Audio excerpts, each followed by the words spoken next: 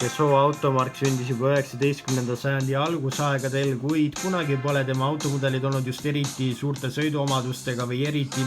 siis emotsioonirikkad, kuid nüüd on aeg Peugeot siis olukorda kardinaalselt muuta, sest et ta on tulnud turule siis uue 308, mis näitab vägagi selgelt, et Peugeot ambitsioonid on sihitud palju kõrgemale ja palju väärikamatele siis aladele ja samuti on uus Peugeot 308 esimene, mis tuleb uue Peugeot logoga. Tere tulemast taaskord kaasa elama naisluksuri proovisõidule.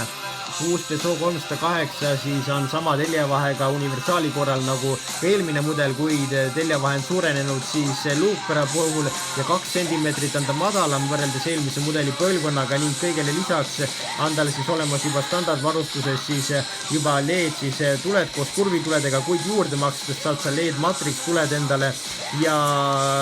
siis pagasruumi mahub tal 412 liitrit siis luukpäral ja 608 liitrit siis universaalil ja 60 liitrit tuleb siis ohvriks tuua, kui sul on pistik hübriidversioon ja tagaistujatel on siis ruumi küllalt, kuigi mitte just eriti palju, seal on ka USB pistikud olemas ja selline ja siis ka sõiduabirežiimid on tal olemas, nagu näiteks siis 360-kraadine kaamera, siis tagurdamisele olemas ja ka pimeda nurga andurid ja ka siis sõiduraja vahetamise abisüsteem ja palju muud sellist, mida me kõik juba ammu tunneme autodelt. Interiööris on tal olemas siis 10-tolline siis näidikupaneel, millel on lausa 3D siis graafika olemas ja kõigele lisaks on tal olemas siis ka 10-tolline siis multimeediasüsteem ja millel on siis olemas ka kiirvaliku võimalused allosas siis sinu lemmikud asjadele nagu navigatsioon, telefonikõned ja muud selline. Kuigi see multimeediasüsteem võiks olla kiirema siis olekuga ja kuigi on tal olemas ka premium vokali helisüsteem ja samuti on tal olemas ka õhukvaliteedi puhastaja, esiklaasi siis soojendus ja ka siis roolisoojendus ja ka siis on tal olemas ka siis juhi siis personaalsed siis meeldejätmist siis võimet, jätab meelde 8 juhti ja nende kõik erinevad siis eelistused. Ja samuti on ka ta navigatsiooni info siis reaalajas uuenev. Ja mootori valikus on tal olemas need 1,6 liitrised siis pistik hübriidversioonid, millel on lausa 225 hobujõudu või siis 180 hobujõudu ja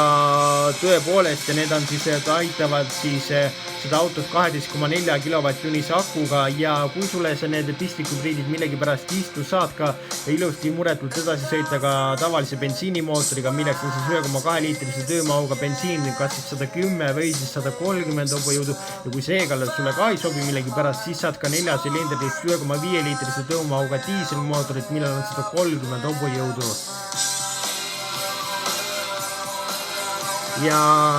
kõigele sellele lisaks algab siis tema hind kusagil 23 000 eurost ja mõistagi pole ta küll mingi uue Audi A4 või BMW 3. seeria või millegi sellise konkurent, kuid samuti pole ta enam ka mingi Toyota Corolla või Škoda Octavia konkurent ja tõepoolest on näha, et Peugeot on oma 308-ga tõepoolest astunud suured sammud edasi, tal on palju rohkem varustust ja ta näeb palju ägedam välja kui eelmine mudel ja samuti on tal olemas vägagi võimsad ju 230 hobujõuline pistik hübriidversioon, mis teeb silmad ette nii mõnelegi mingile Saksa konkurendile, nii et uus Peugeot 308 on küll vägev ja avastamist väärt ja tõepoolest tubli töö Peugeot'le. Selline on uus Peugeot 308 ja selline on uus Peugeot siis tulevik. Me kohtume teiega juba nädala pärast, seniks kohtumiseni.